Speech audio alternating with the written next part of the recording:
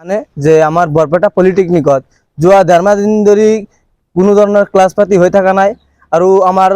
7জন শিক্ষকক ইতিমধ্যে অসম চৰকাৰে ৰিলিজ দি দিছে আৰু কি কাৰণে ৰিলিজ দিছে আমি এটো এতিয়ালৈকে গম পোৱা নাই আৰু আমি এইটোৱে মানে অনুভৱ কৰিছো যে অসম চৰকাৰে আমাৰ ভৱিষ্যতৰ লগত হেতালি খেলি আছে কিয়নো আমাৰ ডেৰমাহ দিন ধৰি আমাৰ কোনো ধৰণৰ ক্লাছ পাতি হৈ থকা নাই আমাৰ সন্মুখত পৰীক্ষা আমি পৰীক্ষাত কেনেকৈ অৱতীৰ্ণ হ'ম আমি পৰীক্ষাত কেনেকৈ বহিম আমাৰ এতিয়ালৈকে এটা ক্লাছ পাতি হোৱা নাই আৰু ডিটিৰ যি নিয়ম এই নিয়ম মতেতো সময়মতে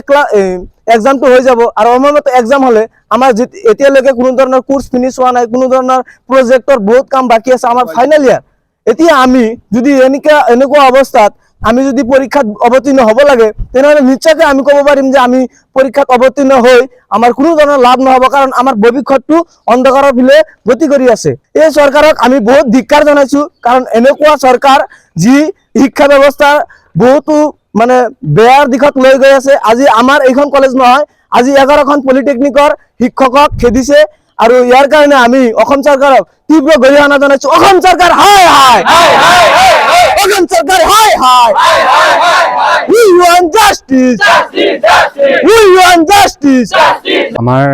প্ৰতিষ্ঠানখনত আমাৰ 13 মাহ দিন ধৰি আমাৰ ইয়াত পাঠদান হোৱা নাই পাঠদান নোহোৱাৰ লগতে আমাৰ শিক্ষক নথকাৰ বাবে আমাৰ পাঠদান হোৱা নাই আমাৰ যি এই বৰপেটা পলিটেকনিক এখন প্ৰতিষ্ঠানত আমাৰ 13 মাহ দিন ধৰি পাঠদান নোহোৱাৰ বাবে আমাৰ প্ৰজেক্টবোৰ বাদ পৰি গৈছে তেওঁ লগতে আমাৰ যি ক্লাছসমূহ বাদ পৰি যোৱাৰ বাবে আমি বহুতখিনি পিছ পৰি আছোঁ আমাৰ ভৱিষ্যত অন্ধকাৰ দিশে গৈ আছে এতিয়া ডিটিয়ে আমাৰ যিবোৰ আমাৰ এক্সাম হৈছে সেই এক্সামবোৰ টাইমতে পাতিব তেতিয়া আমি কি ভাবি পিনি আমি এক্সাম দিব যাম আমাৰ যদি পাঠদানেই নহয় এখন প্ৰতিষ্ঠানত যদি শিক্ষক নাথাকে শিক্ষক নথকাৰ ফলত আমি যিখিনি ফেচ কৰিছোঁ তেওঁলোকে ডিটিয়ে সেইখিনিতো আমাক কোনোদিন শুধৰাই দিব নোৱাৰিব আমি এতিয়া এটা প্ৰিপেৰেশ্যন নোহোৱাকৈ আমি যিটো পৰীক্ষা দিব যাম তাত আমি কেনেকৈ সেই পৰীক্ষাত আমি কেনেদৰে অৱতীৰ্ণ হ'ম আৰু তেওঁলোকে কিহৰ কাৰণে কৰ্মবিৰতি পালন কৰিছে তেওঁলোকক 6 মাহ দিন ধৰি দৰমহাৰ বেতন দিয়া নাই তেওঁলোকক বেতন নিদিয়াৰ লগতে তেওঁলোকক কোনো নটিচ নিদিয়াকৈ ডাইৰেক্ট আমাৰ 7জন শিক্ষকক ৰিলিজ দি দিছে তেওঁলোকক কোনো ভুল নাই কাৰণে তেওঁলোকে